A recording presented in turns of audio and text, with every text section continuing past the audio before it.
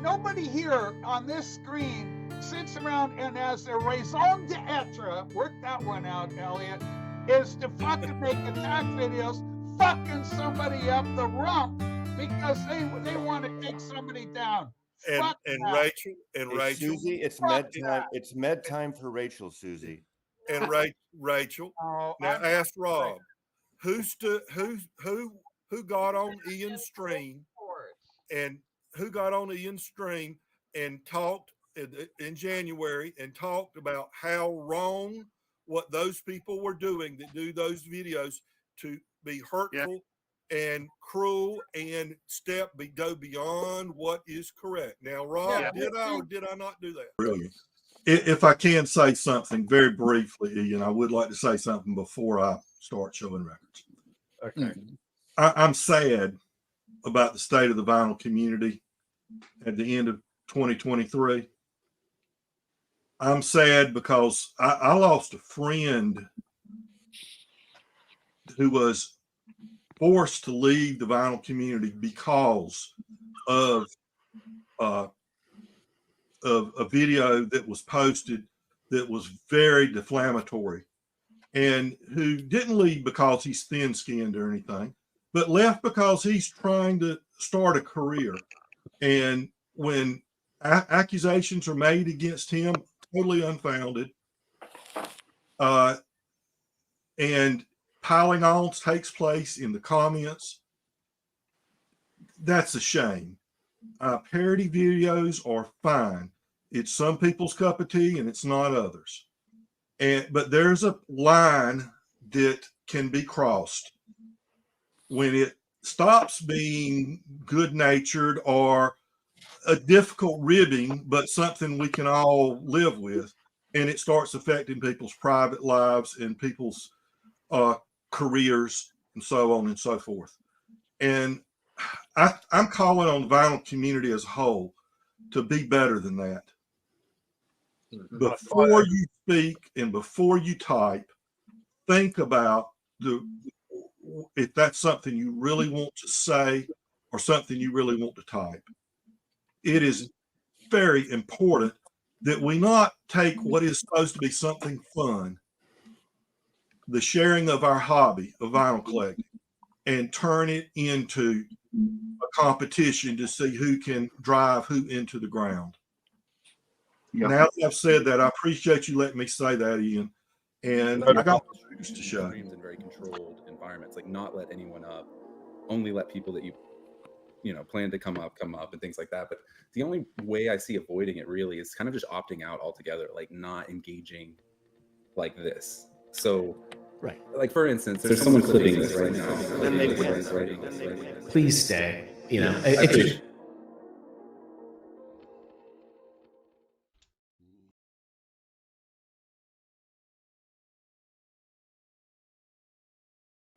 Okay.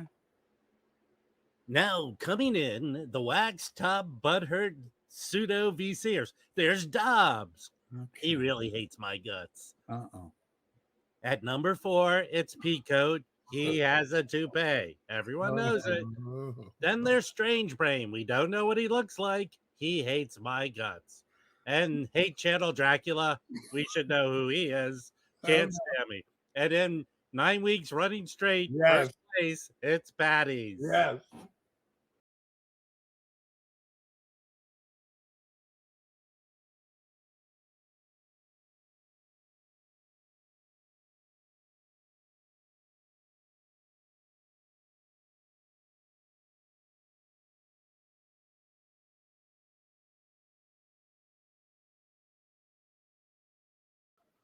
You didn't do it. Have we seen Frederick Putterman lately? Remember him? How about Nick Rudeau? Where the fuck's Nick Rudeau? Hey, here's another one for you, Elliot. The counts keep coming. Alex Dickey, a lot of people are off the goddamn net because of these fuckers. Okay? And you're there dancing with them while they're in the peanut gallery. Well, Elliot, now I know why you have been accused Rachel, of being in the KKK. You've heard it here on this show. to be fair, it's not Ian and those guys as much as it's, you know, the five. It's not Ian. Ian's great. The four The horsemen. problem is that they allow it. Loki has mentioned this time and time again. You guys have created a bet, and a welcome mat is put out for these fucktards, and they celebrate it, raise the flag, and say, "Come on in, because we got a party going on." Well, I'm here to tell you, Mr. Liberal Hero, and you, North Carolina Tar Healer, I'm telling you, boys, that the buck stops here. I think we need. I think there's something going on in hold on, in Belgium right now. So here's the deal. The biggest horrible person is the rice patties, and he is, because he acts like he's above all this. Behind the scenes, the dude won't shut up. He won't shut up bothering people. He won't show up talking about people. And you have him as a guest on Ian's stream. That dude is the most divisive person I've come across here. So all this shit you're talking about, Elliot, good for you if you see the good in it. But you have this dude up who has no problem participating in the horrible talk and the horrible comments with the five morons of the apocalypse. All these people that just pat themselves on the back that they hate all of us. Cool, hate us. But then the homophobia and the fat shaming and the name calling, it just doesn't end with them. And he's participant number one. But you have him as a guest. And then Rob, I have spoken to him. I don't care if you spoke. Elliot, you could be you're the nicest guy in the world. Elliot, hold on. I have told him. Let me finish, Elliot. You're the nicest guy in the world, Elliot. I take everything you say seriously. But stop with the positiveness about these guys. They don't add to any. They don't help the earth go around the sun. Yeah, I respect what you have to say, Elliot, but it ain't working on me. As long as they have like that guy, a number one moron. This stream up there on wants screen to make me go to Manchester. And I have confronted him live on stream. Well, who cares? It doesn't work, Elliot. They don't care. It doesn't work on him. He is so horrible. We kicked him out of the U.S. If you know who the hold on, Elliot. If you know the four that do all this dirty work, why have them in the chat room in the peanut gallery? Period. Why not just? They don't feel they do it. Get rid of them. They feel they're innocent. They feel that Maurice Stark is innocent. When there's so many people here that say you're not innocent, and then there's just a handful here saying it says that you are innocent. Well, then there's a big problem. Then they're full of shit. Here's the deal. We have receipts on rice patties. There's documented proof he's been this horrible person. You know, look. So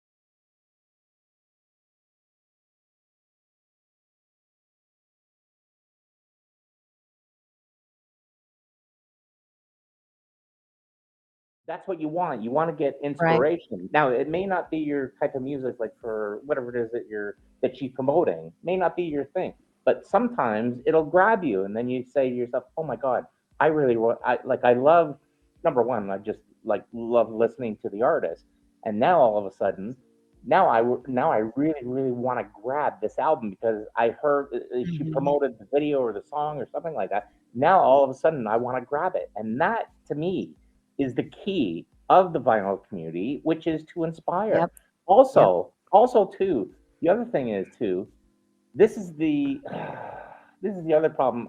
Vinyl, Richie, I'm not too sure if you know these individuals. I'm sure you do, but there's a gentleman, is it Nathaniel Mars and Davey? I always want to call him Davey Johnstone, like from the guitar player from Davey Elton John. Strangelove. Yeah, that guy. Now, Davey Strange Now, those two people have inspired me. I'm not kidding you. Inspired me to buy 6 albums just from their recommendations. And I just said, innocently, I said, what do you think about this kind of hip hop record, or what do you think about you know what? And they said to me, you should just check out this. And I actually went out and bought them, and I swear to God, they get now all that banter that goes on between and I'm not trying to offend Rob the Wax or anything like that or anybody. But when that banter happens between him, and everybody else on Rachel's show, I ignore that completely because I always think to myself, you know what? Those two individuals inspired me, so that's good for me. That's good enough for me. I don't care about the. Yeah, but you know, in response to that, when the vitriol is directed at you, it's kind of different, and just to push it off because it's not directed at you, I don't know. That's kind of lame to me. What do you mean? I mean, Wax isn't attacking you personally, so you just kind of ignore it. I don't think that's a very good way to live life. All right, let me explain. Okay, Wax. Okay, hold up. Wax is not a direct representation of Rachel. Rachel has him on. He's good content. He's good content. I agree. Okay. And the reason why he's good content is he's got a mouth, right? Just the same as I have. Right. So there's some people that they'll have me on just because I'll come. And there's actually certain streams I go on that are blood sport debate panels that I'll go on. And when I get invited or when I go on them, it's like, yep, we know shit's coming. Just the same as me going on the speed dates. Like I get invited because they know I'll just bring it and I'll be an asshole and life goes on. But, Waxed is content. And it's easy when content is free, just the same as anybody dual streaming from here tonight. It's free content. And we all love free content. If you don't have to do all the talking, just the same as I was able to duck out for a little bit and let the panel roll because I knew the panel was going to be fine on their own. Rachel could do just the same. She could leave Waxed and anybody else on panel on screen by themselves, and she knew the content would be content. Yeah. So if I'm on Rachel's show, or if I'm just a peanut, right, and I just hear the banter going on between Rob and just say, for example, Nathaniel Mars, or Davey Strangelove, or whatever his name is. Sorry, and I'm sorry if I got his name wrong. But if I hear that, it's like, well, I still want to check out the channel and just see what's going on with it. And then all of a sudden, I get inspired by those two individuals. I do not see anything wrong with that. Now, if Rob looked at me, I don't think he would. I don't think he's stupid enough to do something like that. But if he, he's pretty stupid. No, come on. I love Rob. I love Rob and his mouthful. I love him in his mouthful. He's horrible. If he ever confronted me and said, Darren, you shouldn't be supporting these people's opinions or whatever because they're inspiring you to buy an album, I'd tell him, I'd say, well, go fuck yourself. You know what? Because I think to myself, I'm not interested in that. I'm not interested in your banter or whatever issue you have with them. I'm interested in the album. And the album that was put forth to me.